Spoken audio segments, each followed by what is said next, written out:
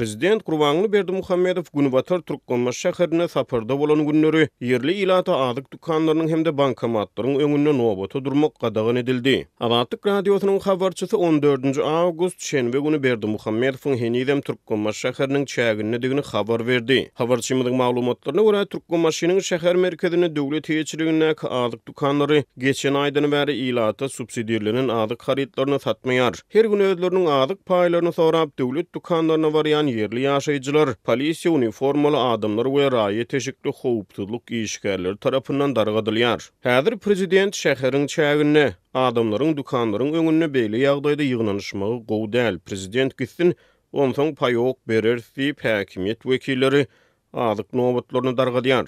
Ýöne bir yerli ýaşaýjynyň sözlerine görä adamlar öz öýlerine hiç ýyl adyk galmanlygy sebäpli her gün dukanlara barýanlyklaryny aýdýarlar. Häkimiýetleriň wadalary yerli ilaty gyzyklandyrmaýar. Türkmenistana dowam edýän ykdysady krizis ýurdun ähli sebäplerini adyk üçünçiliginiň ýagdaýyny epesli yaramazlaşdyrdy. Maliýe kynçylyklarynyň arasyna ilatyň köp bölegi döwlet dukanlary arkaly ilaty paýlanýan subsidiýalenen adyk haritlaryna garaşly galdy. Türkmenbaşda döwlet dukanlarynyň öňünde adyk nowbatlary dargadylýan mahaly häkimiýetler prezidentiň sapary bilen baglylykda şäher bankomatlarynyň öňünde emeli gelýän nowbatlary hem nyşana alýarlar. Azatlygyň habarçysynyň maglumatlaryna görä şu günler Türkmenbaşyda adamlaryň bankomatlaryň öňünde üýüşmegine ruhsat berilmeýär. Habarçymyz bu gadagançylygyň şäher häkiminiň tabşyrygy bilen ýerine ýetirilýändigini habar berýär.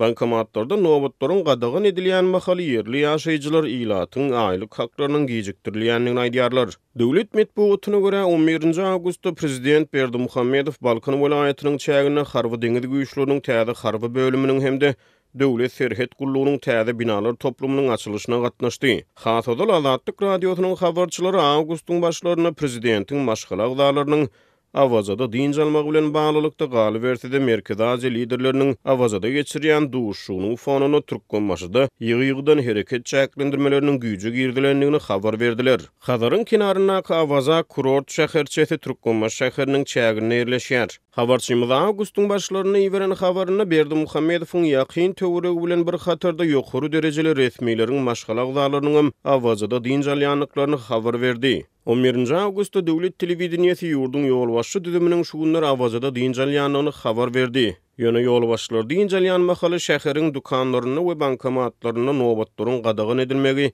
yerli ilatyň nägileligine sebäp bolýar. Bular diň almaly adamlar öýlerine garaşmaly diýip bir yerli ýaşaýjy Azatlyk radiosynyň habarçysy bilen gurrundaşlykda nowbatlara girdilen gadagançylykdan şikaýet etdi. Bu aralykda şäheriň döwlet dukanlaryna nowbatlar gadagan edilýän mahaly hususy sowda nokatlaryna adyk haritlarynyň bahalarynyň ýokarlanmagy dowam edýär. Azatlyk radiosynyň habarçysy şäheriň bazarlaryna şu günler 1 kilogram unyň 25 manatdan satylýanlygyny habar berdi. 1 kilogram et 80-110 manat aralygyna bahalanýar. Türkmenistana 1 kilogram unyň döwlet bahasy 1 manat töwereklerindedir. Aýda 600 manat girdeji gazanýan raýatyň ýetimäge mümkinçiligi ýok diýip bir yerli ýaşaýjy gymmatçylykdan şikaýet etdi. 1 kilogram ýağ 65-95 manat aralygyna diýip ol sözüniň üstüne ýetirdi.